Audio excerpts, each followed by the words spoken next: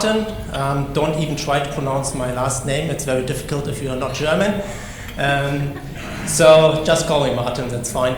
I'm working for Cundall. Cundall is an engineering consulting firm, and we are focusing very much as well on sustainability solutions within the market over here. I'm actually coming from the hotel industry as well. I was working in hotel operation for over a decade. Was working back then with Radisson Hotel Group. And actually in 2014 I decided to get out of the hotel industry and do my own consultancy as well and work as a consultant, and then I joined Cundall in 2016. Beside that, I'm as well working close together with certain hotels of you, so that's why you may know me, and I'm working with Qatar Building Council and Green Key over there. Good, that's a little bit about me and about Cundall, so let's kick off a little bit about sustainability. And we all know about the pandemic, and the pandemic has hit especially the hotel industry very, very hard in the last 2 years. And unfortunately, the pandemic, whatever it hit us, it's not the last thing we will face, okay, as industry. And I would just like to, how does it work? And just have the next slide. The clicker doesn't work. Maybe I'm too far away. Next slide, please.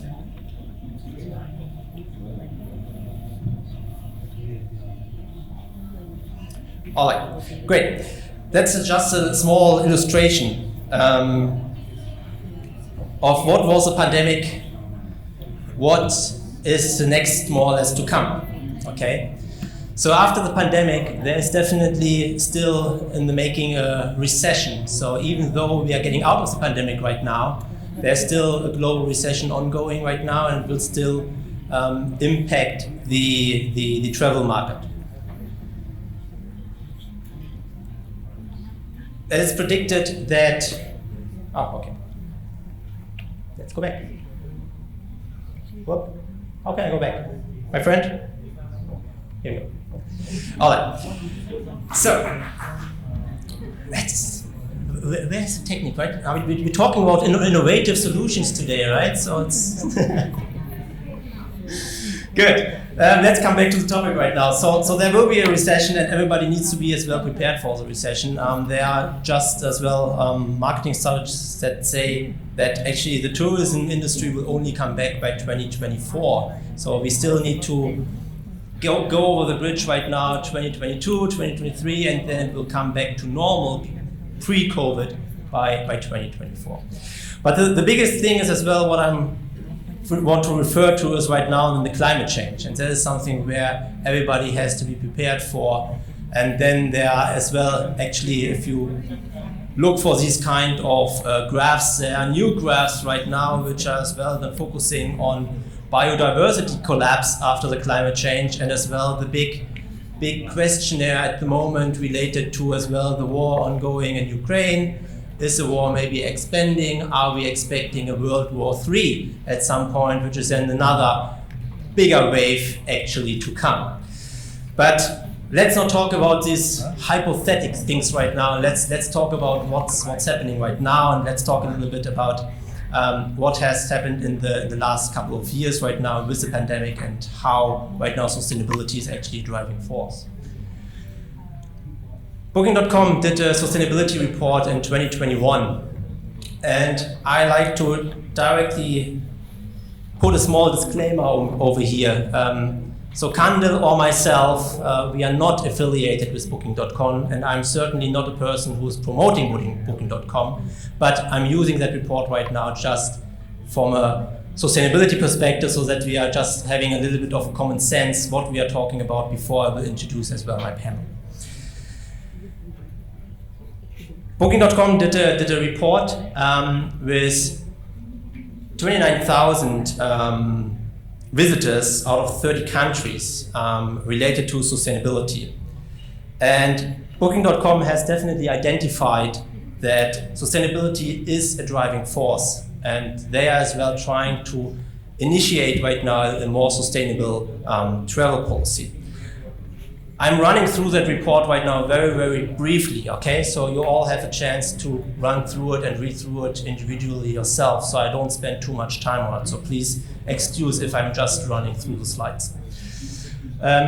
Nevertheless, so out of the pandemic effect, which Booking.com has identified, is actually that 46% of all travelers are looking forward to have a more sustainable travel going forward. And as well that 42% of travelers actually admit that they are shifting their behavior as well personally to a more sustainable behavior. And I think that is something where we have to be prepared for, especially as well with the World Cup, because FIFA is putting as well a lot of pressure on a sustainable World Cup. These are just some numbers right now as well from Booking.com and what people are actually looking for. So they look for that hotels or that properties focus on recycling, for example. That focusing on reducing food waste, for example. As I said, I will not go through all of these kind of things. And as well, they're looking forward of making a personal impact, for example, by reducing waste and staying in properties who have, for example, any kind of green policy in place. That graph is actually very, very interesting because it shows a little bit of how it has changed right now over the last years. So over the last years, when you have a look of between 2016 and 2021 right now, actually, there's a big change of how people are interested of staying in or staying more sustainable as well when they're traveling. So it's actually an increase from 62% to 40 to 81%.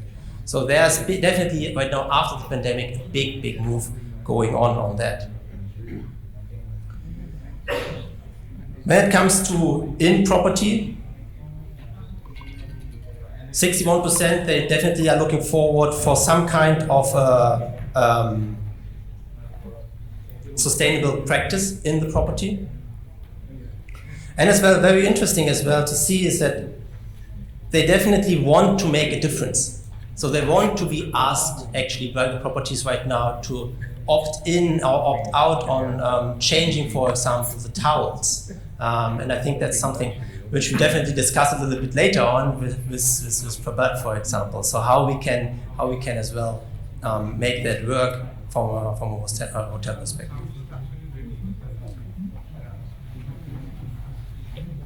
As I said, I'm just jumping right now through it. I will not spend too much time on it, but that's just a little bit of an overview of all the 30 countries have been participating right now in that report. And actually there's a very, very big diverse drive of which countries are actually really focusing more and more on sustainability. I would have loved to have as well something for the Middle East region. Unfortunately, there was nobody as well really and a big number participating from the Middle East region.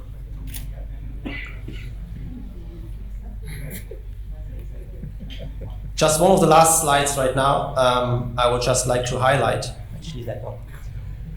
That one is right now focusing on the industry directly. So Booking.com as well asks the properties directly, what are you doing and what are your perceptions? So that's more or less asking you right now, what are you doing and what do you think is the right thing to do it? And interesting enough is that 82% of properties said, yes, we have a sustainability practice in place. But only 31% of these properties actively communicate that. And I think that is something where we definitely have to work on. And I'm very delighted to have as well people over here from a marketing and perspective right now in the room. So I think that is something where everybody really needs to work on. We need to start promoting these kind of initiatives, these kind of best practices as well, and we need to shout it out to the world to say, yes, we are doing these kind of things. And you just see on the right side actually why hotels are hesitant to do it, because there's still this kind of perception of greenwashing, and there's this kind of perception that people don't want to hear it and so on. But I think we have to start changing that kind of perception, okay? And that's a reason as well why I would like to get as well then my panelists on board. just if you want to find the report, you are most welcome to just download it. So you can either go on booking.com directly, download the report, or I'm more than happy as well to share the report with you. Good. Without any further ado, I would like to introduce as well my esteemed panelists, and I would like to ask Ms. Ruba Hinnawi, technical lead at Qatar Foundation and the national operator for Green Key. Then Mr. Prabhat. I think we all know Mr. Prabhat already. He is on stage for the last 3 hours. And then as well, I would like to introduce as well Mr. Dirk Haltenhof. He is a culinary executive director at the Raffles Hotel and Residences and Fairmont Hotel, which is soon to be open. Thank you very much. I will just sit down as well right now.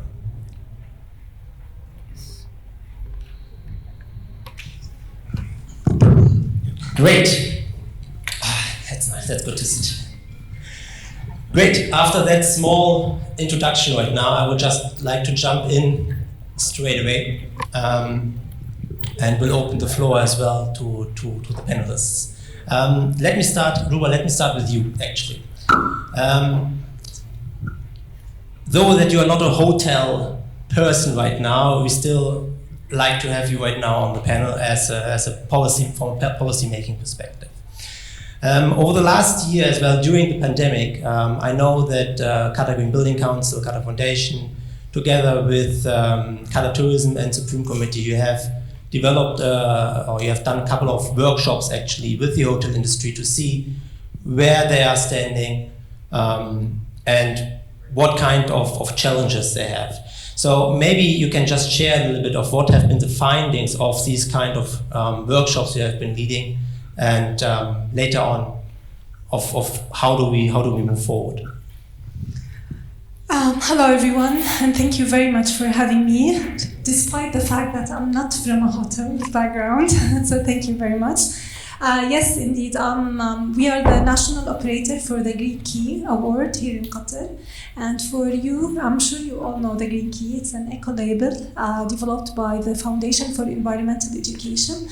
And it is to award all the hospitality sectors, including hotels, and of course restaurants, conference centers, attractions, all comes under the hospitality sector. Now, for your question, we know that Qatar's hosting the FIFA World Cup and committing to delivering a carbon neutral tournament that catalyzed all the sustainability movement here in Qatar. And for us in Qatar Green Building Council and Qatar Foundation, we thought that this is a great place where we can have an influence to push for the sustainability agenda within the hospitality sector. And of course, given that we all know that the hospitality sector or the tourism industry in general accounts and contributes to global emissions and to climate change. And so we started with the Green Key as a framework that we offer for hotels in order to become greener. We started in 2017, and then after 2 years of operating with hotels and working closely with hotels, we thought that we need now to accelerate the work and the momentum towards sustainability. So we hosted a series of workshops, as Martin, you've mentioned, in collaboration with Qatar Tourism and Supreme Committee.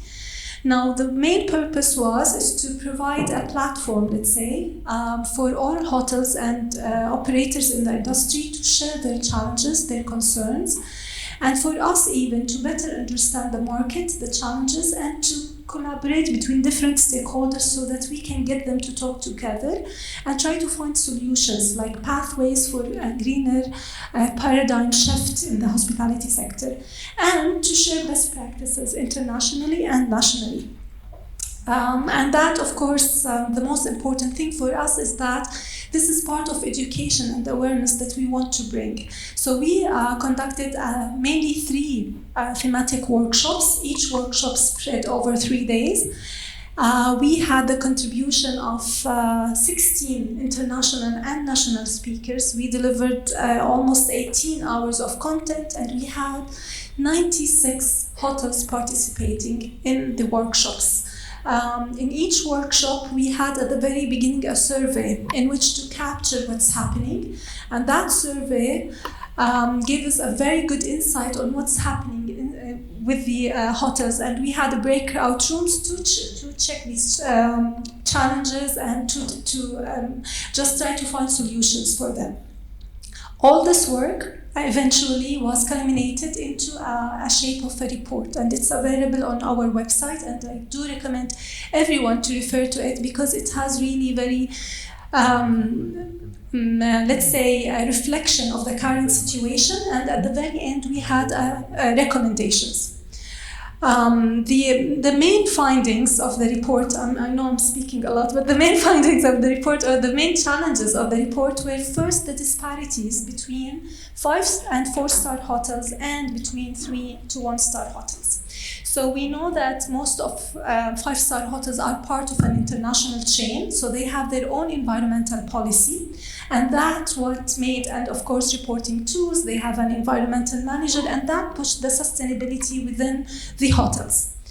But with less, let's say, star hotels, they don't have anything that is related to this. But they all, even the 2 to 3-star hotels, they all tackle energy and water as one of the important topics as part of sustainability. Of course, this is because they were driven mainly because by savings. They want to save. Even for international chain hotels, they don't, let's say, tailor this environmental policy to suit their way of operation or the challenges that they face here in Qatar. So it's more or less like a policy because they are part of a chain, but it's not really adapted or worked on. That was one area. The other area, of course, waste. So waste was a big issue for all hotels, whether from segregation, measuring, or working on a systematic approach towards handling the waste and what will happen eventually. And also, mainly, of course, food waste. That was a very, very big issue. I'm not sure, maybe it was mainly mentioned that it is part of, let's say, the image that they want to give, like a luxury hotel means like we have to meet the needs of the visitors, whatever it was, and the quantities. So another area, of course, that all the hotels, besides, of course, not focusing only on energy and water, but also there's an absence for so many other aspects, like health and well-being, like procurement, green procurement. So there were many challenges that were shared, and of course the indoor air quality, introducing plants or greenery into the hotel. So these were all the main issues.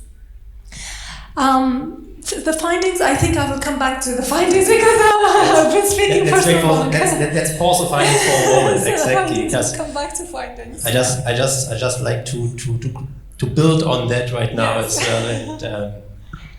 And, but it's interesting as well that you just picked up on something which actually Denisa from Qatar Tourism said in the morning as well, that there's a big difference between 4 and 5 star hotels and 1 and 3 star hotels. And of course she was speaking more from a service excellence perspective, but you just echoing it as well from a sustainability perspective.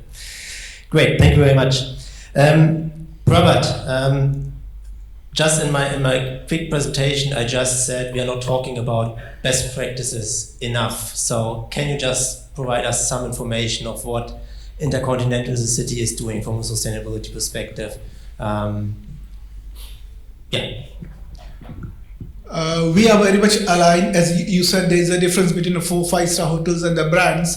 As we are the InterContinental, so we have our own brand vision, and the new vision which we got it up is a Vision 2030, which we talk about on the road to 2030, in which we are talking about our pledge, as Ruba said, hospitality waste to be minimized, energy and reduce carbon footprints, and the last is to conserve water, and especially do something on those places where water is gradually diminishing, and assist on the United Nations pledge on sustainability 2030.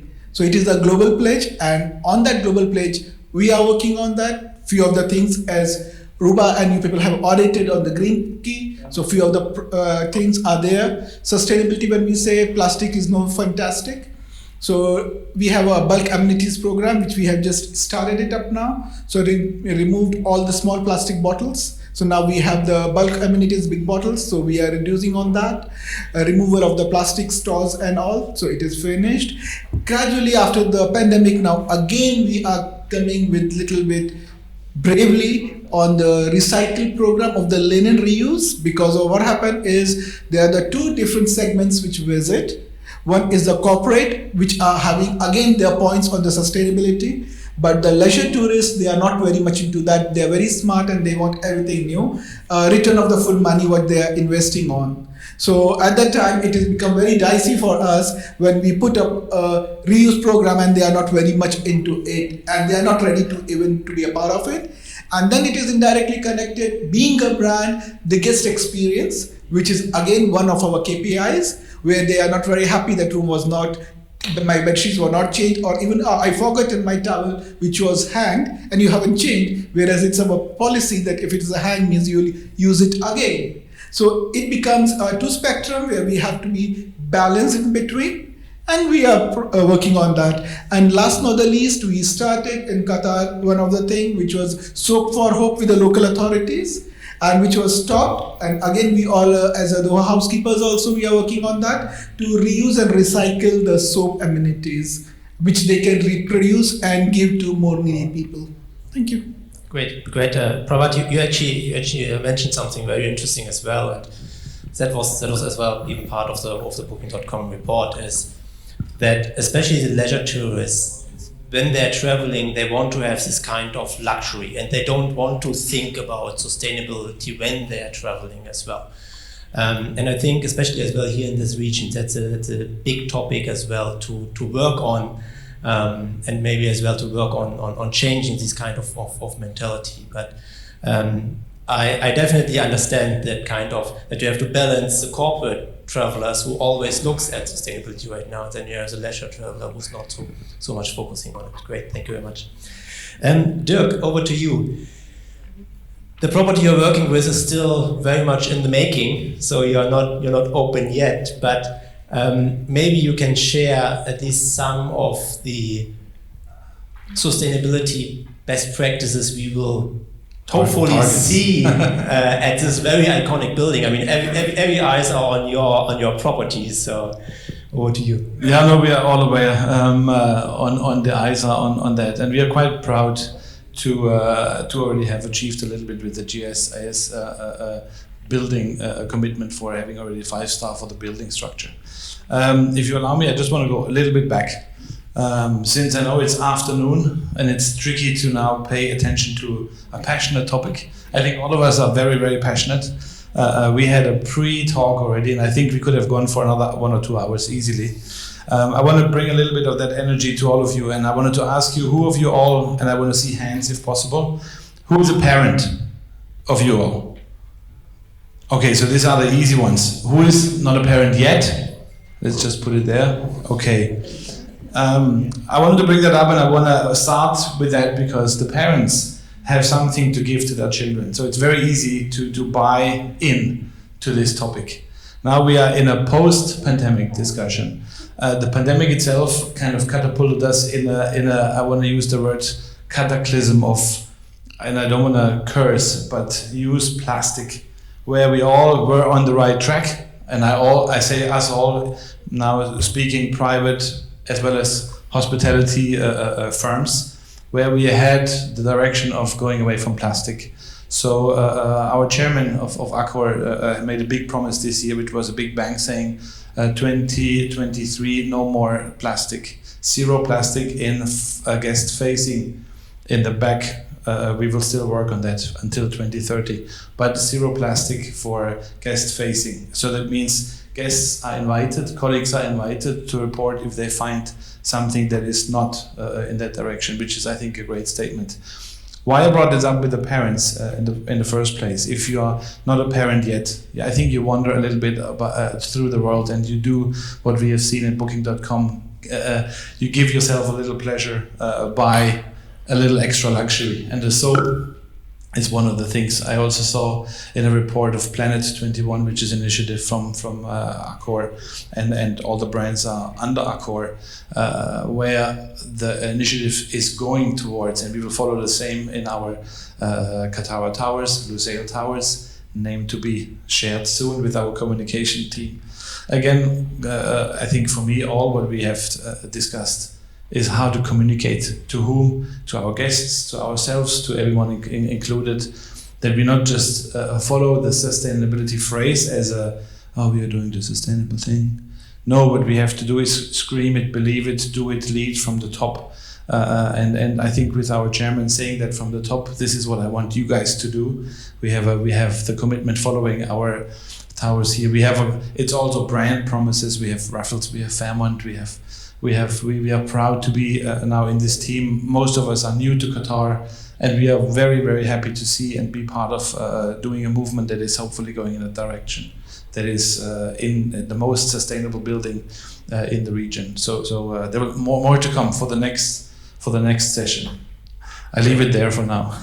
Great, thank you, Dirk. You can see right now he's not sharing any secrets so far. So he's keeping a very, very high level. So he's not sharing any secrets. Prabhat, you can keep the mic. I'm throwing the ball back to you.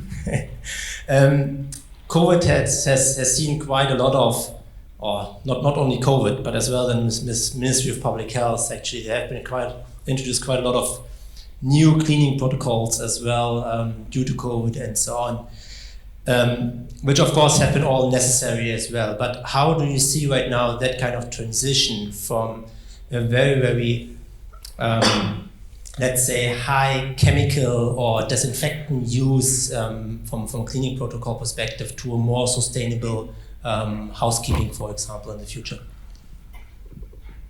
Martin, housekeeping was never scrutinized the way it was during the time of the COVID. It was anyone and everyone who was scrutinizing, and everybody knew what is COVID is and what the sanitization is and what is disinfectant is. So it was a very, very tough task for the housekeeping, not only to get it done, but a big bulk of record keeping, documentations, and then report to Qatar Clean if you're in Qatar, DTCM if you're in Dubai, then your head office.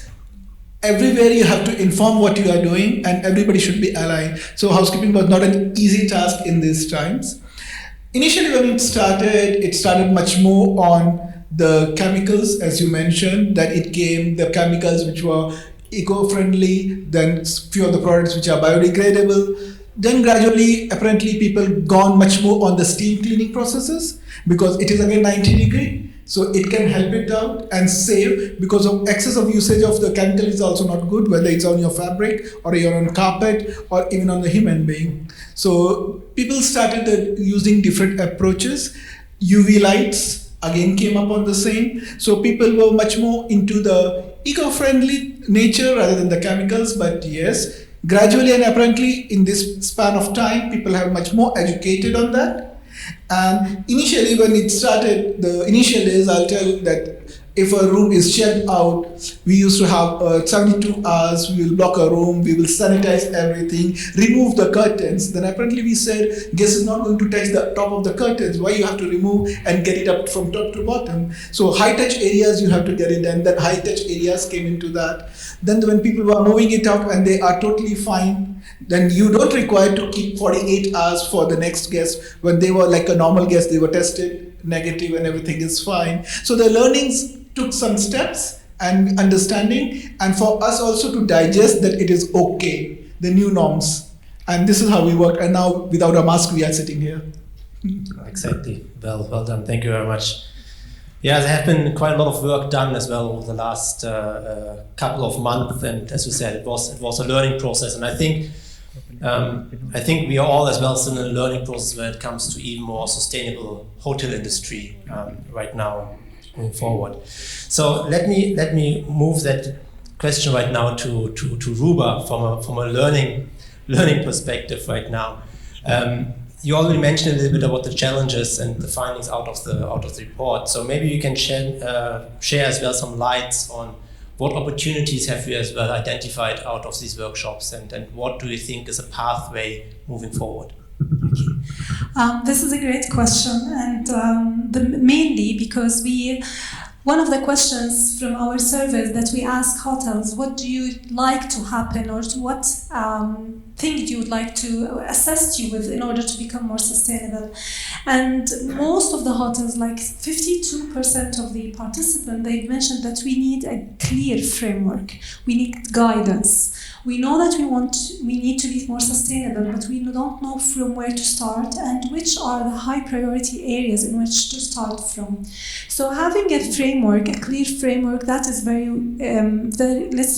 encouraging to become more sustainable. And when we say clear framework, whether it's an eco label that you will try to seek an award, or whether it's an environmental policy. But if you are part of an international chain and you have your own environmental policy, re-look at the policy and try to identify areas according to your operation, according to your own challenges.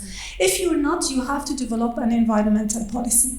And the environmental policy should cascade into other policies as well, so that you look at sustainability in a holistic manner. You need to look at waste, you need to look at, as you mentioned, green cleaning, at health and well-being, and that's very good when you asked the attendees about being a parent, because the communication, sustainability is not about climate change, which we think it's not my own fault, but it's when you communicate sustainability in an effect on your health and well-being, the communication is different, and people's or individuals' response gets different. So that's a way. So health and well-being, indoor air quality, like access to fresh air, to natural daylight, all of these things must be part of the environmental policy. Green procurement policy. We cannot have a waste management policy without a green procurement policy. So if you're looking at circularity, and if you're looking to not only at the very end to let's say recycle as if it is the most sustainable option. No, it's not the most sustainable option. Starting with reduction, and before reduction, even start to measure your waste, measure your performance, even in water and energy. Start setting protocols and strategies how to measure and analyze data. More than 40%, 42% of the hotels, they all shared that they take daily or monthly at least water and energy meter readings. But none re-look at these readings to see why it was the high peak or the performance, why the performance changed. None really look at it so that it can identify problems. And I think, if I'm not mistaken, 28% of the hotels, they have only 1 meter for energy and 1 meter for water. So that means if anything happened wrong, they cannot identify which area of the hotel is having this problem. So that will make us rethink and these are all opportunities that we have control on and that we can work on. Another thing that, this is something great that you've mentioned, awareness and education. Engage guests, engage your staff, bring awareness, bring education to staff, because they are partners in your operation to the hotel. They will help you and assist you. Your staff is a key factor for any success of an environmental policy or failure. And engaging guests, of course, there are so many in an intrusive way. You can, through your social media platforms, the screens that you have, engage them to know more. And share with them these success stories that you have. If you've managed, for instance, to make the default sustainable, like for, as you've mentioned, Prabhat, for the changing linen or changing towels policy, share how much savings did this and thank them as they are part of this impact that you've achieved. So all of these are great opportunities. Great. And one thing that we forgot to mention always is food. Food and beverage is also an area that we need to communicate and make the healthy choice is the, let's say, default choice. And this is an area that we sometimes overlook, but it has a great potential, and because it has direct impact on the health of guests and staff. Great. You always just lead me directly into the next question, but I just like to iterate a little bit on what you mentioned right now for staff education, and that's actually something what Filippo picked up in one of the further discussions as well about educating all frontline staff as well when it comes to sustainability, especially as well, so that everybody knows that if any guests ask you about what kind of initiatives you're doing, that everybody knows as well and can answer directly on that. And Martin, from our experience, we sometimes during the Green Key audit, we ask the reception or the front desk workers, and they should give you first the sustainable option. Like if you have a metro line or if you have any other thing, that should be communicated. And these let's say messages, even if the guests will not use that, but he will know that it's available, and maybe next time he might be part of this again. Great. So challenge for you right now. Everybody, when you go out of this property today, go to the reception and ask them what is the most sustainable way right now to go to city center. The property, by the way, we are right now, it's part of Green Key as well, so good. But you mentioned already right now food and beverage, and that brings me directly back to Dirk as our culinary director over here.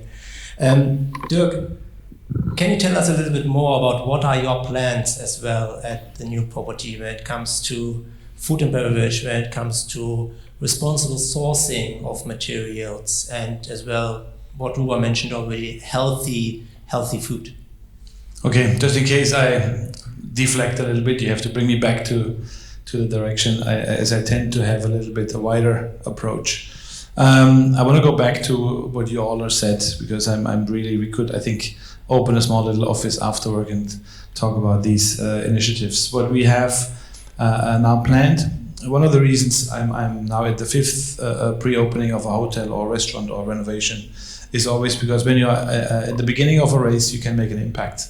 And it's easier from the top to make that impact and make a few believers down the road, because you can't do that as a single person. You can scream, but there's not many people that hear, so you have to make a big voice, or many voices that can create a wave similar to the wave that we've seen from Martin at the beginning, that you have this wave, and you have to have that approach as a together trial to a better place eventually. It sounds a little bit romantic, but I think it's the only truth. You can't do that together. You need to have followers to preach the same, and you get easier into that when I can start at the beginning with a team. And we have in F&B pretty much a team close to 700 people in this 2 hotels and mice.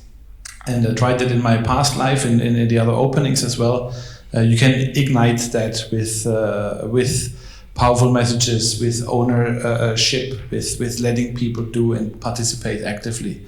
So now at the beginning of this stage, we try to source not just the network of people. One of the reasons I'm here today is I want to create network with like-minded people to know more and learn more of the destination. And we already settled up, we already made meetings from here onwards for the next weeks to come to meet farmers, to meet the chairman of people or the chairman of companies they farm here. I was very surprised to see how much in the farmers market and on last week's conference in the conference center of the agriculture initiatives. And I took my chefs and the F&B colleagues to some of these events, and we will bring them to more, to work together with not just creating one beehive and say the honey at the breakfast is sustainable because of our initiatives, but way more. We have a garden on the 7th floor, which is going to be a restaurant itself, where we have our own herbs and vegetables and plants, which is one of the small little glimpses I can tell you. There is going to be like greenhouses where we are going to have all year round in a sustainable manner our own plants, and we want to not just have them there to look nice, but actually being part of the operation and showing guests through and having interactions and talks. It's one more venue where we can speak and we can share our thoughts and our directions. Some of the machines that I've worked in the past, I bought, which is maybe a little boring for you, but I can tell you when you were talking about chemical, for me it's a high-level topic on we need them, but we hate them. They're not good, but we need them, especially now in, please talk again, post-pandemic. I bought a machine in the past, which is from Rox Hoshisaki. If you ever want to buy one of those, I can hook you up with the company. What it is, it's a water electrolyzing unit that basically makes two different solutions, where in back of house I have no chemical. I clean and sanitize everything with nothing but water after it has been electrolyzed. I don't want to go too technical, but it saves me a lot of money, first of all. Second of all, it's good for the environment. You leave it an hour in the sun, the UV light will reverse the effect. You can drink it, nothing happens. You can't do that with any kind of a chemical without getting injured. So this is one of the things. We have many more. We have the enzyme reverse, making compost. I mean, we have all of that lined up that I think most of you have heard, so I don't want to go and bother you with that or bore you with that, but we have a lot more. And for me, where I'm trying to make the impact is in people's head by driving this from my team. There's some of the team is here. They have had already the pressure or pleasure to work with me in the past, and we are already driving towards that all together. And the building itself, I can promise you, I can't say it, but there's a few more surprises coming on that front. So Great. Thank you. Thank you, Dirk. So you're coming with your own fan club over here today, yes. Great. Over to Prabhat. Something which was as well highlighted previously was the next generation, and how do we engage the next generation as well, and not only staying with the hotel, but as well, for example, with sustainability. And the top word or the top words which are out there at the moment are storytelling. So what are you doing, for example, to get this message out of what you are doing, and how do you look forward, for example, to engage as well with the next generation, to of course drive them towards your property, but as well to get the sustainability message out there? Martin, when we are sharing the sustainability message, as we said, it's not very exciting for many of people, though it's very, very important. But what happens is when you are sharing with the new generation, or you want to get, first of all, it starts from the school level to educate them, make them understandable. When you book on IAG.com a room, again over there is an IAG promise, Vision 2030, carbon footprint reduction. Now even you go for the flights, you get it up, you are partnered with the different hotels. This much will be the footprints, this much you can save, and this you can get as a points which you can reuse it in any of the activities. So it is something, a token of thank you to give to them. The second is getting it up again when we talk about reuse the bed linen and all. Again, we are coming up with the plans that, okay, if you're participating in it, we will give you a points, and these points will take you up to the different level of our enrollments, so that people are a little bit excited at it. Because sometimes what happens is people feel, no, I'm paying, the green habits are the cost cutting. This is also get with the few of the guests, you are taking under the name of the green and you are not giving me this, but you are not cutting down my any of the room rate or any of the facilities. So what happened is, so to give them something so that they can understand and embed in that culture, and then they understand that, yeah, this is not only for the hotel, it is for the community, planet, and everyone. Great, thank you very much. I think we are running a little bit out of time right now. I mean, we, as Dirk already said, we could talk about ages over here, but I think we are running out of time right now. So let me just ask everybody right now over here on stage, you three first, and then if there are any kind of questions over here in the audience, please feel free. But just a very short statement from all three of you, okay? What are you looking forward in the future? What are your future plans? What do you want to see from a policy making perspective? What do you want to see more in the hotel industry to be done, or as well for the two who are directly in the operation? What are your future ambitions to move forward?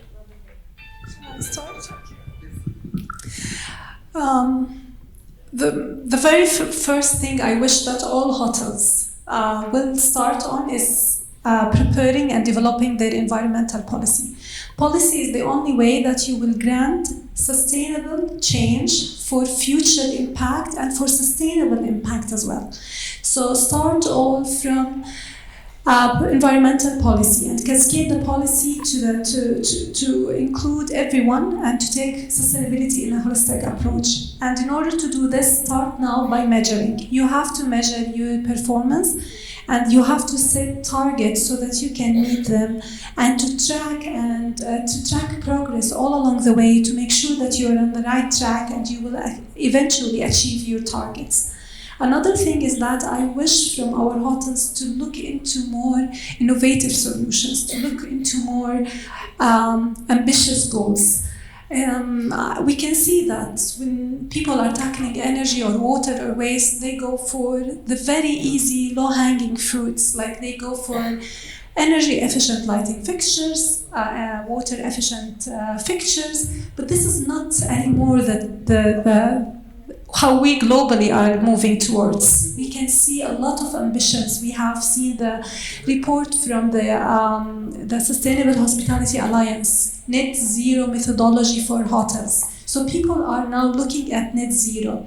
We've seen last year one of the great also reports is the to reduce single-use plastic from all the tourism sector. It was developed by the UNEP and WTTC. This is also a great report. No plastic in any hotels, single-use plastics in any hotels. So people are moving towards like really ambitious goals. We've seen also from some practices from our own Green Key hotels, like for instance Grand Hyatt, that they are having their own water treatment plants. We have seen in Mandarin Oriental, they have solar panels, they use their waste after treatment water. They have their own water bottling system. So go for ambitious goals, and it's doable, it can be done, and it's applicable. Just put your minds all together, bring education and awareness, prepare an environmental policy, and then you will be on the right track and you will have a sustainable change with real impact. Thank you. For me, reuse, reduce and reproduce should be the mantra for everyone.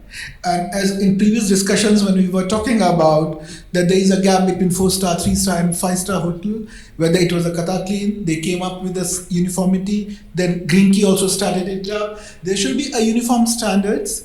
So it is not a tag that this is a property, Six Senses, they are much more on the green or Anantara, but whereas it a B and C hotel, they are not much into it.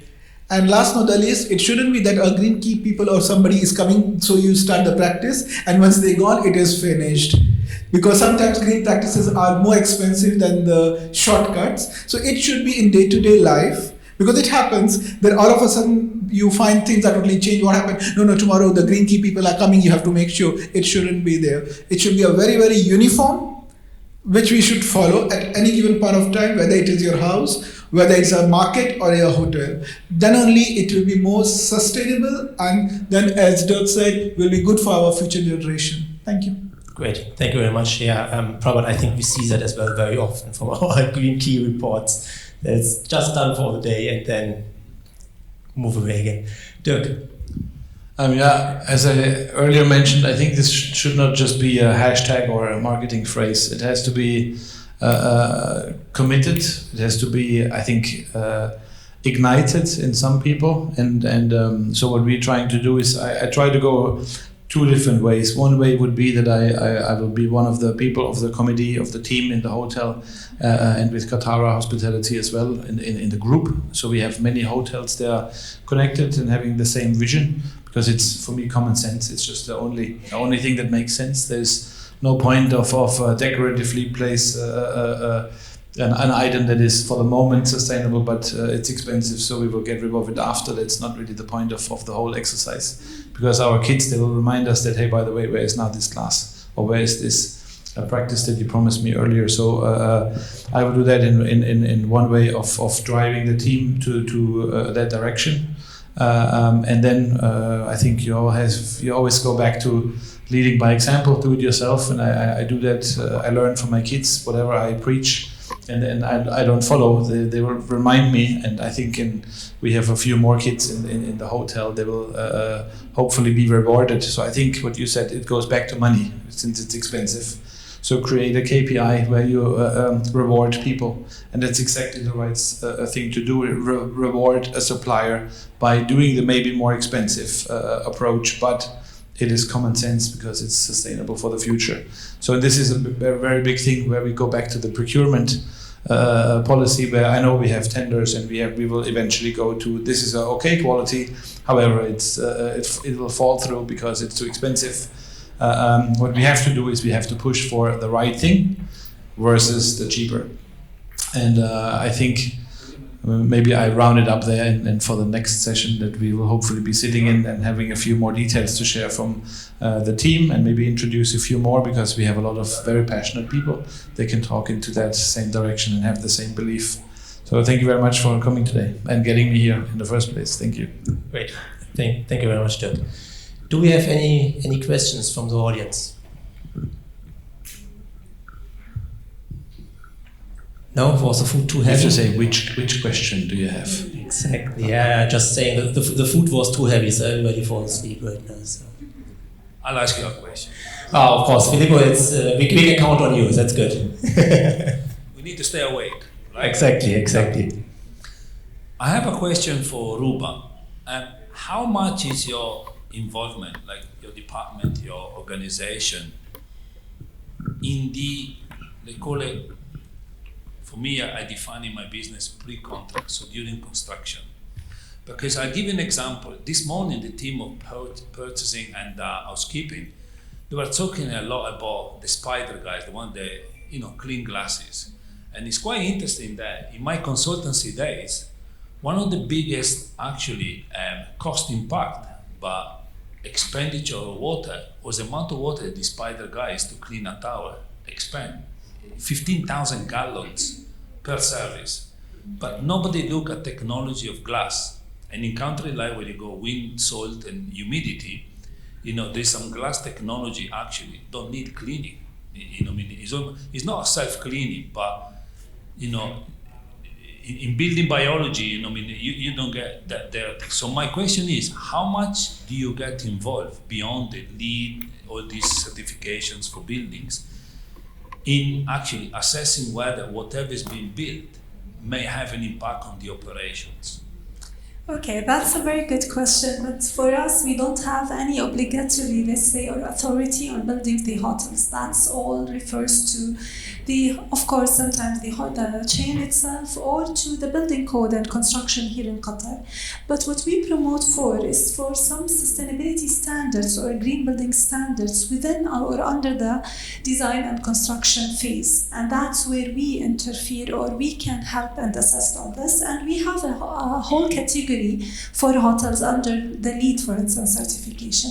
One of the other certification is the GSAS, as Dirk mentioned, and they have the design and construction for GSAS. So they have, and with these, let's say, standards, they have a preferred ratio for each facade, which the ratio of glass to other materials. So they have these things, but of course the technology, they all depend on simulation and building simulation models to design, let's say, an efficient, we call it, envelope. Okay, so, but unfortunately, what you're mentioning are these best practices and lessons learned from other, let's say, buildings or industries that they had these problems. So if we share, for instance, any hotel that, yes, it looks nice, but there are consequences, or there are some operational costs to this, and these are shared, then this will be in the best practices that we will learn from and try to avoid in other, let's say, designs from the architectural perspective or firms.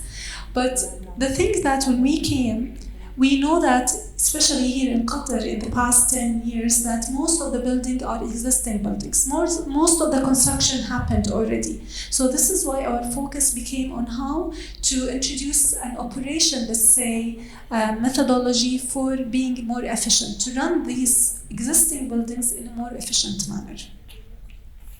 Great. Maybe I just pick up on that as well, as I'm working with the engineering consulting firm directly. We had a very interesting study actually recently, just picking up on, for example, what you said with glass. It was not so much focusing, of course, on the cleaning of the glass, but as well how much glass you actually have in a building. And interesting enough is over here, when you really want to go for a very sustainable building and you want to go for even net zero carbon building, in theory, you are not allowed to have any windows at all. But then you think about, okay, so but then, yes, you're going right now for a sustainable way, but then you need to think about, again, the human-centric, what was as well the discussion of facility management perspective before. So there's still the human touch, which you still need. So you still need to have windows in your buildings.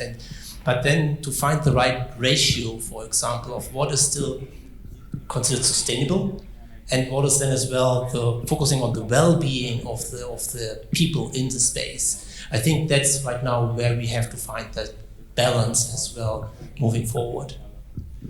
I just want to throw one thing in that I just learned by reading one of this Planet 21 from Accor. So this zero carbon buildings, it's a vision for this 2030 movement of hotels that either being renovated or built anew. There is a maybe an answer to your question. I read a report about nanoparticles that's on a film that is attached to glass that is getting close to no need to clean anymore. I think it's also a little bit tricky where you build this in Europe, in Germany, where you have every fourth day it's going to be the rain is helping.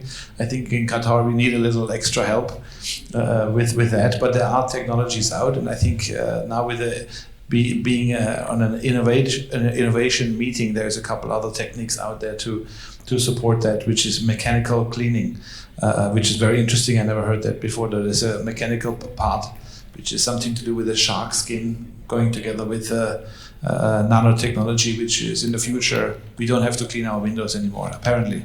So ideally, we have to fast forward to that, though. But again, it goes to this carbon or zero carbon buildings, which I think, again, it starts from the money, from the beginning. Start fresh and you'll get clean, ideally. Great. Thank you very much. I think if we don't have any other question, then thank you very much for the panelists.